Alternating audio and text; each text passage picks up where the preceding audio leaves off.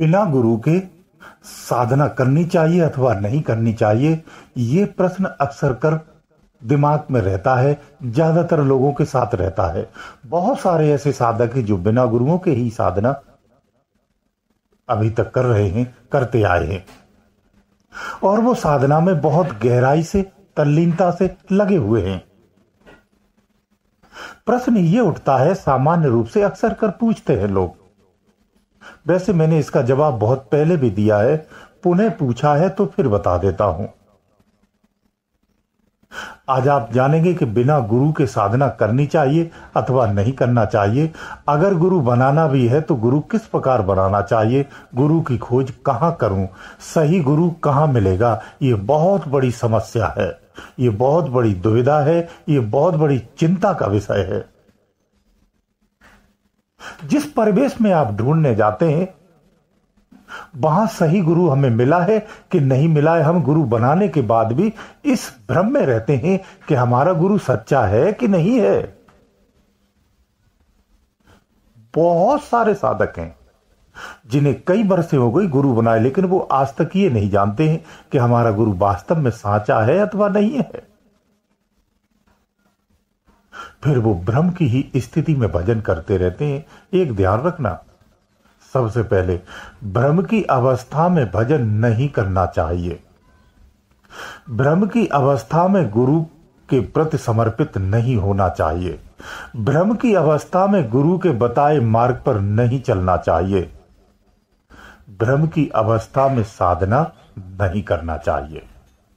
भ्रम बहुत बड़ी बीमारी है, बहुत बड़ी समस्या है, जो आपको कभी भी किसी भी दिशा में ले जा सकती है। आपको सही दिशा में भी ले जा सकती है, दिशा भ्रम भी कर सकती है। इसलिए भ्रम मत रखो। जब तक भ्रम रहेगा तब तक आपको लगन नहीं रहेगी, ध्यान सही से नहीं कर सकते हो, आप किसी के बताए मार्ग पर भी सही से नहीं चल सकते हो, और छोटी छोटी चीजों से निश्चल शंका उत्पन्न होती रहेगी। इसलिए पहले संतुष्टि होना चाहिए, ये बात निष्पष्ट होना चाहिए कि आप जिसके सानिध्य में हो वो अटल सत्य है या नहीं है, तो कहां तक है ये पता होना चाहिए। तो गुरु की खोज कैसे करना है ये भी आज आप जानेंगे। सही गुरु कहां मिलता है ये भी आज आप स्पष्ट रूप से जानेंगे, और बिना गुरु के साधना कैसे करनी है ये भी जानेंगे।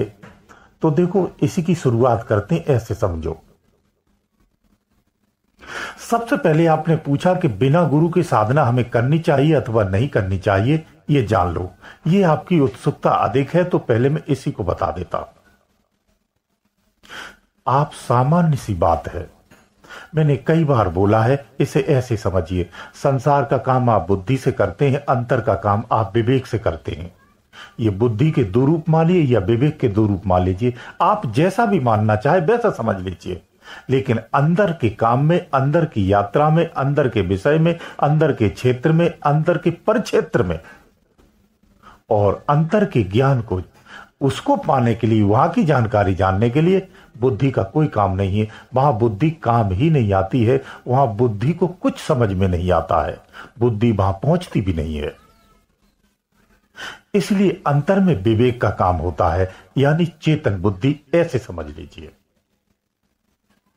जो चेतन बुद्धि यानी अंदर की जो बुद्धि है, वो बुद्धि अंदर में काम करती है, जो बुद्धि बाहर की है वो बाहर काम करती है।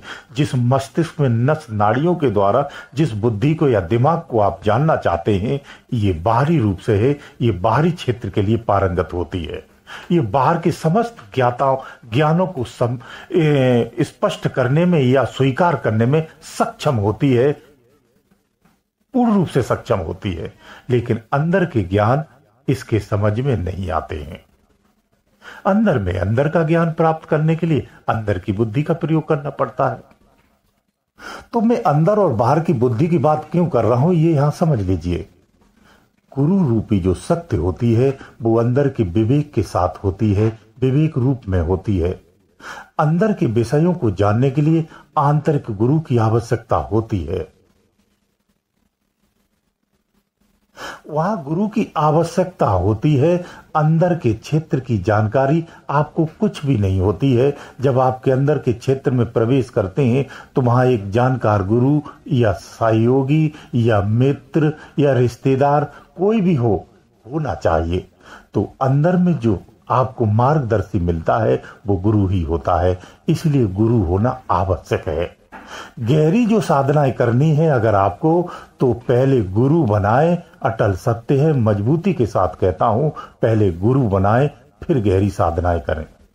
अगर आप गहरी साधनाएं नहीं करते हैं, सामान्य साधनाएं भजन पूजन जब तब करते हैं, तो आप बिना गुरु के कर सकते हैं, संभव है। यहां गुरु नहीं है तो कोई बात नहीं है, आप ऐसे ही कर सकते हैं। गहरी साधनाओं के लिए यानी दूसरे क्षेत्र में प्रवेश करने के लिए और उस क्षेत्र में भ्रमण करने के लिए वहां का एक गाइड चाहिए होता है, एक सहयोगी चाहिए होता है। इसलिए गुरु की आवश्यकता होती है। इसलिए साधनाओं में गुरु की आवश्यकता निश्चित होती है। क्योंकि जब दूसरे क्षेत्र में जाते हो तो कई तरह की अड़चनें, बाधाएं, व्याधियां, परेशानियां, अच्छा बुरा सब मिलता है। उन सब का भान, उन सब से सुरक्षा, उन सब की प्राप्ति गुरु के माध्यम से ही सक्षम है। ये समझ में आ गया होगा। सामान्य पूजा पाठ भजन वंदन आप जो करते हैं वो आप बिना गुरु के कर सकते हैं। ये कर सकते हैं, निश्चित है। लेकिन कायदे में कहा जाए तो यहां भी गुरु होना चाहिए। क्योंकि सामान्य रूप से आप बाहर किसी का पाठ करते हैं, स्तोत्र करते हैं, या कोई डेली का व्रत रखते हैं, या किसी का विशेष जाप करते हैं, जब उपलब्धियां उसकी मिलती हैं, वो शक्तियां आकर्षित होती हैं, तब भी आपको समझ में नहीं आता, भ्रमित होते हैं, डरते हैं, भयभीत होते हैं। जो मिला है वो भी चला जाता है, जो था वो भी चला जाता है। तो ऐसे में गुरु की तो आवश्यकता होती है, गुरु होना चाहिए। पहली प्राथमिकता तो यही है, यही सत्य है कि बिना गुरु के भजन नहीं करना चाहिए। जो बाहरी भजन आप करते हैं, अब तक कर रहे हैं तो अच्छा है, लेकिन जब मिले तब करो। अब बात आती है कि सांचा गुरु कहां मिलेगा, कैसे ढूंढूं। मैं बहुत सरल बताता हूं आपको सांचा गुरु अगर ऐसे संसार में दृष्टि से बौद्धिक रूप से देखते हैं तो आपको सांचा मिलेगा, ये गारंटी नहीं है। क्योंकि कहा है कि घट भीतर सतगुर मिले, बाहर ज्ञान सुजान। अंदर में विज्ञानी है, ज्ञानी है, बाहर ज्ञानी जान। साचा गुरु अगर आप खोज रहे हैं, उसकी तलाश कर रहे हैं, तो सच्चा गुरु आपको अंदर में मिलेगा। अंदर से जो गुरु मिलता है वो सत्य होता है, निर्लिप्त होता है, वो सर्वज्ञ होता है, वही सक्षम होता है। वहां ये शंका ही नहीं होती है कि साचा है अथवा नहीं है, क्योंकि जो सच्चा गुरु होगा वही अंदर में ही दिखता है, अंदर में ही मिलता है। जब ध्यान अवस्था से आप अंदर में प्रवेश करते हैं तो वो गुरु आपको साक्षात मिलता है, वही साचा गुरु है, यही उसकी पहचान है। बाहरी आडंबरों में अगर उसके भाव से, हवाव से, स्वभाव से, चरित्र से, व्यवहार से, उसकी आदतों से, उसकी शक्ल से, उसके वेशभूष से या उसके स्थान से अगर जानना चाहते हैं तो आप धोखा भी खा सकते हैं। सच्चा गुरु रूहानी होता है, ये याद रखना। सच्चा गुरु शरीर से आप नहीं खोज सकते हैं, नहीं पहचान कर सकते हैं। सच्चे गुरु के गुणों से जाना जाता है, रूहानियों से जाना जाता है, वही गुरु सच्चा होता है। इसलिए अंदर में अगर उसे ढूंढना है तो अपने आप को पहले प्रयासरत करिए, अंदर में ही खोजना प्रारंभ कर दीजिए, तो आपको सच्चा गुरु मिल जाएगा, निश्चित रूप से मिल जाएगा। जब वो अंदर में मिलता है तो सशरीर बाहर भी मिल जाता है, ये भी कंफ्यूजन दूर कर लो। सशरीर भी मिलता है, अगर वो सशरीर नहीं है तो आपको अंदर में ही मिलेगा, और जो सशरीर देता है वो अंदर से ही आपको सब कुछ देगा।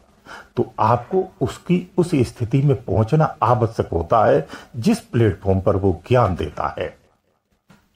यही आपको प्रयास करना होता है, जो आप बिना गुरु के भी अपने आप को सक्षम बना सकते हैं, प्रयास कर सकते हैं, ये संभव है। लेकिन यही सक्षमता लाने के लिए कठिन प्रयास करना पड़ता है। यही नियम और संयम की आवश्यकता होती है। इसीलिए कहता हूं, पहले मानव बनिए। जब मानव गुण आपके अंदर में आ जाएंगे तो निश्चित रूप से आप देव स्वरूप ही हो जाते हैं, क्योंकि मानव गुणों के लिए देव भी तरसते हैं। यही सबसे श्रेष्ठ गुण होते हैं। इसलिए मानवीय गुणों में सीखिए, उसी में रहना सीखिए, उसको जीना सीखिए। मानवीय गुणों में भी अगर आप आ जाते हैं तो आप देवत्व स्वरूप ही होते हैं। ये तुम्हारा पहला प्रयास है। आपको पहले यही करना चाहिए। आप भटकिए मत।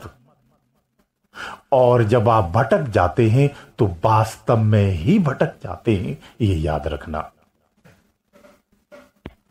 इसलिए दो शब्दों में कह देता हूं कि सच्चा गुरु खोजने से नहीं मिलता है, संसार गुरु को खोजता है। सच्चा गुरु खोजने से नहीं, खोने से मिलता है। जब आप स्वयं को खो देंगे तो निश्चित रूप से आपको आपका गुरु मिल जाएगा। गुरुदेव दयालु।